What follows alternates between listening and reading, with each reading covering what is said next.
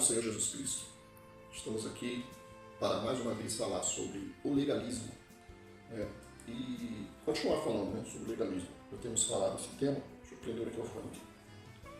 Nós temos falado desse tema já há um tempo e eu dei uma pausa agora sobre os vídeos, mas quero continuar. Falamos sobre o maior legalista que houve em todos os tempos, que era o apóstolo Paulo, e que se tornou cristão através de uma experiência fenomenal com Cristo Jesus, quando ele ia perseguir a igreja de Deus e a caminho de Damasco, ele teve um encontro com o Senhor Jesus de uma forma fenomenal. Capítulo 9 de Atos você encontra esse registro. Agora nós vamos continuar falando sobre o que acontecia com Paulo nas igrejas que ele pregava o Evangelho da graça de Deus, o Evangelho através da fé no Filho de Deus, que se entregou e morreu por nós. Ali a gente vê que Paulo ele era perseguido por alguns falsos irmãos que iam desconstruindo todo o trabalho de Paulo que era feito na igreja. Salvação pela graça do Senhor Jesus, pela fé, vida com os frutos do Espírito, era o que Paulo pregava, ordem, decência, pudor, mas nunca esse exagero que vemos por algumas denominações de proibições como não pode cortar o cabelo, usar chinela havaiana. Tem igrejas que chega a esse absurdo, eu vi pessoas falar que usar chinela havaiana é pecado. Parece brincadeira, né? Acho que mais existe. Não pode ir à praia, não pode ver cinema, cristão não pode ter televisão dentro de casa. Os padrões de vestimenta das mulheres, né, ou dos homens, saia até o joelho. Se tiver um dedinho acima do joelho, está em pecado, está errado. Irmão, não é bem assim. Não é assim porque as pessoas que não andam nesse padrão, elas são olhadas de uma forma preconceituosa, né? Para não falar que é olhada com desprezo. E se você é uma pessoa como eu, que prego a graça de Deus para muitos grupos, com algumas exceções, você é cancelado totalmente. E isso aconteceu com Paulo. Paulo tentou ser cancelado. Paulo teve que ir a Jerusalém conversar com os apóstolos, e os apóstolos deram aval à pregação de Paulo, confirmaram que o que Paulo pregava, embora eles tinham um contexto, né, os apóstolos tinham um contexto de pregar para os da circuncisão, pregar para os judeus, Paulo foi aos gentios pregando o mesmo evangelho, porque não há dois evangelhos. Então Paulo foi conversar com os apóstolos ali. Paulo foi acompanhado por um judeu e um gentio, Tito e Barnabé. Barnabé era um homem de confiança dos apóstolos. E a Bíblia ela vai mostrar, irmãos, que sempre haverá os enviados de Satanás para tentar desfazer as obras que Deus tem feito. Você nota isso, que é um exemplo disso, lá no próprio Evangelho registrado no capítulo 9 de João. Acontece um milagre maravilhoso, um milagre sem precedentes até então, que era a cura de um cego de nascença. Um homem que nunca tinha visto a luz do dia. Um homem que carregou um estigma de ser um amaldiçoado pela sua sociedade da época, pois a cultura daquela época dos judeus era colocar todo aquele que era nascido com alguma doença crônica, era alguém amaldiçoado por Deus. Então ali você vê um cego, uma pessoa com uma deficiência, mendigando não porque ele não queria trabalhar, não porque ele não tentou sobreviver, era porque ele era desprezado pela sua sociedade. Esse homem sofreu o isolamento, sofreu a questão também que a sociedade não o enxergava. Ele não enxergava a sociedade fisicamente e a sociedade não o enxergava socialmente. Ele era alguém que vivia à margem da sociedade, vivia mendigando. E a gente vê nesse episódio aqui que Cristo, ele o enxergou. A Bíblia fala que Jesus foi até ele e o enxergou como alguém, como um indivíduo. Muitas das vezes você está passando situações na sua vida que as pessoas te isolaram, porque você está tentando ver com clareza as Escrituras ou tem tentado ser alguém que usufrui da liberdade que Cristo te libertou.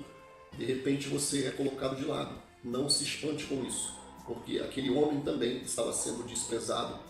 Alguém que estava sendo cancelado por uma sociedade legalista, por uma sociedade, por um grupo de religiosos que ou dizia que ele era amaldiçoado pela sua condição de cegueira.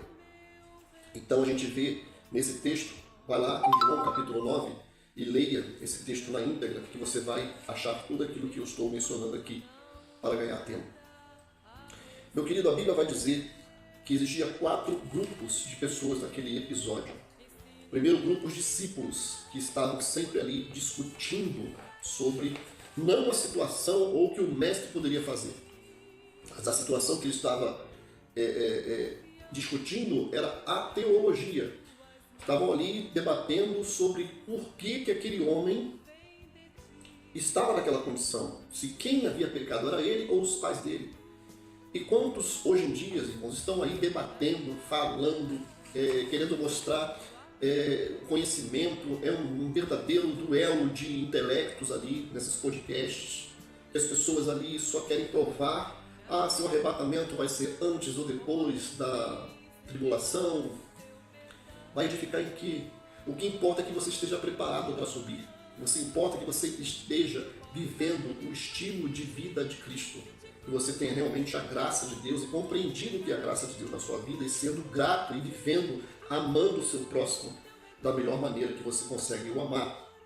Então, meu querido, as pessoas vivem nesses debates teológicos, né? Vamos falar sobre unicidade e vamos debater unicidade. Unicidade é heresia, unicidade é isso, é aquilo, são hereges, são pernicidas e tentam cancelar todos aqueles que pensam de uma forma diferente da dele. Aqui nós vemos um grupo de discípulos, de apóstolos, que eram sinceros, eles estavam seguindo a Jesus, eles estavam ali com comprometimento com ele, largaram sua vida para seguir a Jesus. Então, não eram pessoas desonestas, não eram pessoas falsas, eram pessoas que tinham a sua idoneidade naquilo que estavam fazendo, no entanto, estavam perdendo tempo com discussões teológicas. Então, esse é o primeiro grupo, o grupo de cristãos verdadeiros, que estão até mesmo dentro dessas igrejas legalistas, mas que vivem debatendo, nunca oram ao Espírito Santo de Jesus para que eles possam ter um entendimento do que é a graça do Senhor Jesus. Mas eles debatem, eles não param para ouvir aquele irmão que tem um pensamento que confronta as regras e normas de sua igreja. E ele os faz como se estivesse defendendo algo supra-sumo, acima do bem e do mal, da verdade. Então, eles fazem isso com com honestidade. Então esse é o grupo de pessoas que estão vivendo dentro dessas igrejas, que é cheia de regras, que não levam a nada, porque dentro dessas comunidades há adultério, há roubo, a mentira, a falsidade, a intriga, a fofoca, a contenda, tudo isso, meu querido. E vem a mim, tá? Você aí, legalista, que quer permanecer nesse erro e conduzindo outros a errar, me chama para um debate ao vivo, tá? Se o que eu estou falando aqui é ou não é. Porque na hora de malhar o seu próximo, vocês sabem, né? Na hora de denegrir o seu irmão por causa de um erro, por causa de uma conduta que todos vocês têm também, porque há muitos que vivem nessa comunidade, irmãos, que deixam sua esposa para estar com uma irmãzinha novinha, batendo foto, o outro lá, né, tá lá com certos comportamentos. Bom, eu não vou entrar em muitos detalhes aqui, porque a carapuça cai em muitas pessoas, né? Então vai dar a entender que eu estou falando sobre uma pessoa específica, mas não, esse leque aí é amplo, tá? Infelizmente, porque no meio do legalismo é só sujeira. Quando aquela pessoa acha que são regras que vai mudar o seu caráter, que são regras que vai mudar o seu interior, aí, meu irmão, é ladeira abaixo. Aí começa a sujeirada a ser escondida, porque eles têm que ter, como diz lá em Colossenses, se eu não me engano, a aparência de piedosos, de santos. Né? Não pode abrir mão desse marketing deles, né? Então, enfim. Mas existe ali, voltando ao contexto, esse grupo de pessoas que aparece logo no início do texto, que são os apóstolos, que questionam teologicamente, vivem debatendo. E são pessoas que estão no meio deles, esse povo legalista, dessas igrejas que proíbem tudo, denominação que proíbe tudo, né? Que não pode fazer nada, nem usar um chinelo, nem fazer isso, nem ir no cinema, nem... enfim, não é tanta regra que eles criam somente para que eles passem por cima dela. Né? Os líderes podem, a televisão em casa, ir no cinema, muitos viajam, vão aos Estados Unidos para fazer tudo isso lá para que ninguém o veja aqui. Enfim, né? O foco não é bater em ninguém, é só deixar claro alguns posicionamentos aqui acerca do que é o legalismo. Outro grupo que a gente vê dentro desse texto é os seus vizinhos. Aqueles homens, aqueles vizinhos já tinham entregue aquele homem como uma pessoa que não tinha jeito, né? A gente vê no questionamento dos vizinhos dele dizendo assim: este não é um homem que costumava a mendigar? Alguns afirmavam que era ele, outros que não. Existe esse grupo, representado aqui nos vizinhos, que são um grupo de pessoas incrédulas. Por que incrédulos? Hoje, trazendo para o nosso contexto hoje, as pessoas estão incrédulas porque vê tantas coisas desses legalistas, né, desses cristãos que querem maquiar sua fraqueza carnal, suas limitações carnais, ao invés de tratá-las em Cristo Jesus, e isso produzindo cristão fracos, ou cristãos falsos, ou cristãos motivados por amizades, não entram na igreja por amizades mais do que por uma transformação, ou por medo do inferno e por aí vai. Então, esses grupos de pessoas, eles resistem hoje a acreditar na palavra de Deus, né? Eles viram o céu, mas é ele mesmo. Esse homem não era aquele que estava mendigando, não era aquele que vivia, era cego, e vivia mendigando. Como é que esse homem está aqui? Não pode ser ele, por mais que via a aparência dele, via exatamente o homem ali na frente deles. E o homem teve que dizer. Aí tem aqui, na minha Bíblia tem um ponto de interrogação quando ele diz: sou eu mesmo. Então ele falou: sou eu mesmo, eu fui curado, meus olhos abriu, o homem cuspiu na terra, fez lodo e colocou nos meus olhos. Então, meu querido, ali você vê esse grupo de pessoas que tinham uma resistência de acreditar. O terceiro grupo que eu posso afirmar para vocês, que na verdade não era um grupo, era um casal, que eram os pais das pessoas. Esse é também um grupo que eu posso colocar como grupo aqui, embora for um casal, que eram os pais, que foram interrogados pelos fariseus acerca do milagre, e eles simplesmente ficaram com medo de afirmar que realmente aquele homem tinha recebido um milagre e acerca do autor daquele milagre, que era Jesus Cristo, eles simplesmente fugiram. Não quero falar sobre isso, né? Meu filho já é adulto, ele já sabe responder por si mesmo, pergunte a ele, eu não quero me envolver. Isso mostra, irmão, o grupo que nós temos hoje de cristãos, que são aqueles que sempre estão em cima do muro. Pode ver ali o irmão sendo chicotado, batendo, mas ele não toma partido para não se comprometer a sua imagem. Não, eu não vou falar a favor do irmão André, porque, senão eu vou me vincular, eles estão falando mal dele, então eu não quero concordar com o que o pastor André fala, porque eles vão também me cancelar. E vive em cima do muro. Qualquer coisa, isso aí é comigo. Quem falou é mesmo que a pessoa esteja ali vendo nas escrituras ali que realmente está na palavra, que a unicidade é bíblica e que a graça de Deus, o evangelho da graça é o evangelho que Cristo nos ensinou. Mesmo assim, eles não se comprometem. Não querem parecer comigo, não querem bater uma foto comigo, porque não querem se comprometer. Não querem cair no juízo do legalista, da comunidade legalista. Então, eu sei que ele está certo, eu sei que o que o pastor André prega é bíblico, eu sei que o que o pastor João prega é bíblico, eu sei que o que o pastor Joedson prega é bíblico acerca dos dízimos, que não é hoje, mas eu não vou afirmar, porque aí vão me expulsar da sinagoga, porque esse era o medo dos pais daquele homem. E vai prestando atenção agora, irmãos, no quarto grupo, que era o grupo dos fariseus. O grupo dos fariseus são os próprios legalistas, que estavam diante de um grande milagre. Um homem que havia sido cego agora estava voltando a enxergar. E mesmo assim, aqueles homens não se atentaram para esse grande milagre. Quiseram de toda forma denegrir a pessoa do Senhor Jesus. Perguntaram a ele: o que é que você pensa desse homem? Irmãos, eles estavam diante de um milagre fenomenal, onde o próprio beneficiado disse: olha, vocês estão preocupados com isso? Vocês estão preocupados com quem me curou, se é pecado, se não é pecador? Eu não sei se ele é pecador, importa que eu era cego e os meus olhos abriram. Em toda a história nunca se ouve um milagre, ouvido dito que um cego de nascença voltou a enxergar.